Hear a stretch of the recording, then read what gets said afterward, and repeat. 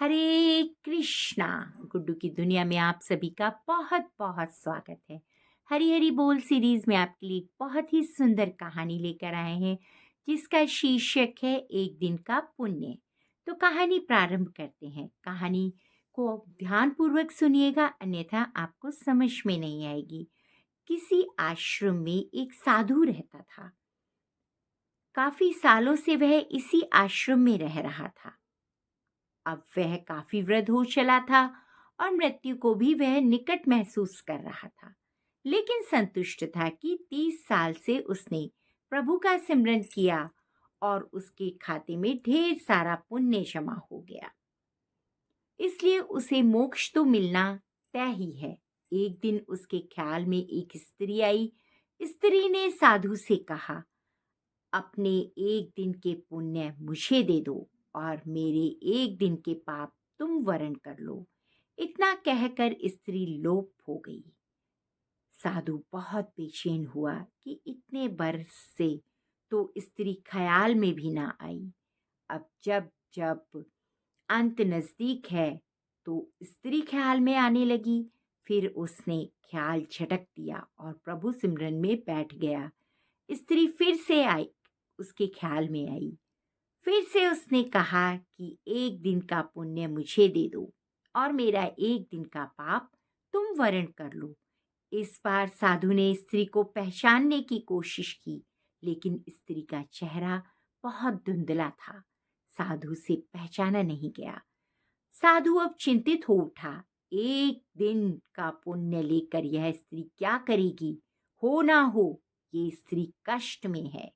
लेकिन गुरुजी ने कह कह रखा है कि आपके पुण्य ही आपके असल पूंजी है। यह किसी को कभी मत देना।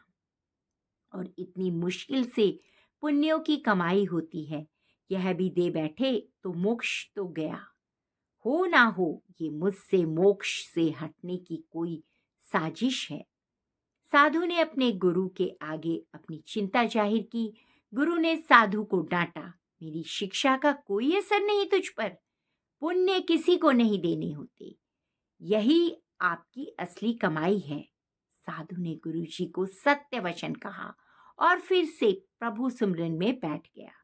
स्त्री फिर ख्याल में आई, बोली, तुम्हारा गुरु अपूर्ण है, इसे ज्ञान ही नहीं है।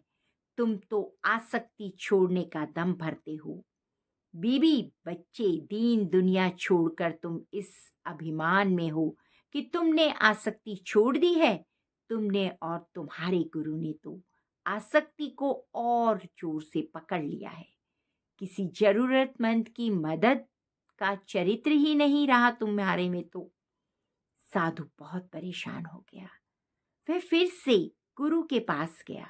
स्त्री की बात बताई। गुरु ने साधु को डांटा। गुरु पर संदेह करवाकर वह तुम्हें पाप में धकेल रही है। जरूर कोई बुरी आत्मा तुम्हारे पीछे पड़ गई है। साधु अब कहाँ जाए? वह वापस लौट आया और फिर से प्रभु सिमरन में बैठ गया। स्त्री फिर ख्याल में आई। उसने फिर कहा, इतने साल तक अध्यात्म में रहकर भी तुम गुलाम ही बने रहे हो। गुरु से आगे जाते इतने साल के अध्ययन में तुम्हारा स्वतंत्र मत तक नहीं बन पाया। गुरु के सिमरन सीमित ही स्वतंत्र तुम्हारा कोई मत नहीं है। तुम गुरु के सीमित ज्ञान में उलझ कर रह गए हो। मैं अब फिर कह रही हूं, मुझे एक दिन का पुण्य दे दो और मेरा एक दिन का पाप वरण कर लो।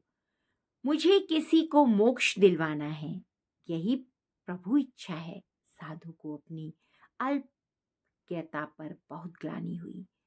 संत मत कहता है कि पुण्य किसी को मत दो और धर्म कहता है कि जरूरतमंद की मदद करो। यहाँ तो फंस गया। गुरु भी राह नहीं दे रहा कोई, लेकिन स्त्री मोक्ष किसको दिलवाना चाहती है? साधु को एक युक्ति सूझी। जब कोई राह ना दिखे तो प्रभु से तार जोड़ो, प्रभु से राह जानो, प्रभु से ही पूछ लो कि उसकी रजा क्या है। उसने प्रभु से उपाय पूछा। आकाशवाणी हुई। वाणी में पूछा, पहले तो तुम ही बताओ कि तुम कौन से पुण्य पर इतरा रहे हो।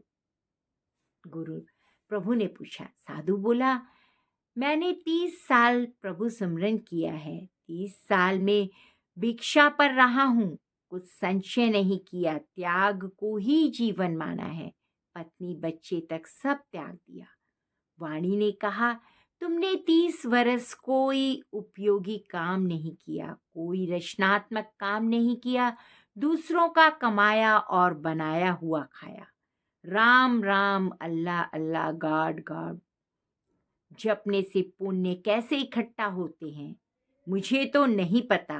तुम डॉलर डॉलर, रुपया रुपया जपते रहो तो क्या तुम्हारे बैंक का खाता भर जाएगा?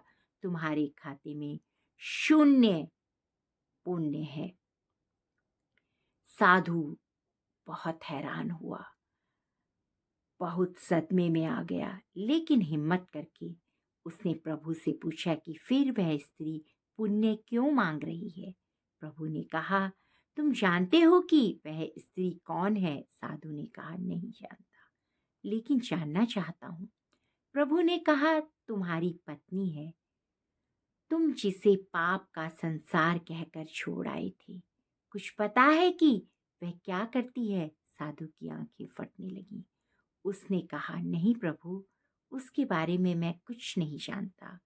प्रभु ने कहा, तो सुनो, जब तुम घर से चुपचाप निकल आए थे, तब वह कई दिन तुम्हारे इंतजार में रोई। फिर एक दिन संचय खत्म हो गया और बच्चों की भूख ने उसे तुम्हारे गम पहुंच डालने के लिए विवश कर दिया। उसने आंसू पहुंच दिए और नौकरी के लिए जगह जगह घूमती भटकती रही। वह इतनी पढ़ी लिखी नहीं थी। तुम बहुत बीच राह में उसे छोड़ आए थे। उसे काम मिल नहीं रहा था, इसलिए उसने एक कुष्ठ आश्रम में नौकरी कर ली। वह हर रोज खुद को बीमारी से बचाती उन लोगों की सेवा करती रही जिन्हें लोग वहां त्याग कर जाते। वह खुद को आज भी पापिन कहती है, इसलिए उसका मर्द उसे छोड़कर चला गया। प्रभु ने आगे कहा, अब वह बेचैन है तुम्हें लेकर। उसने बहुत दिनों से आभास होने लगा है कि उसका पति मरने वाला है। वह यही चाहती है कि उसके पति को मोक्ष मिले, जिसके लिए वह घर से गया है। उसे बारंबार प्रभु को अर्जी लगाई कि प्रभु, मुझ पापिन की जिंदगी काम आ जाए तो ले लो, पर उससे उन्हें मोक्ष जरूर दे देना।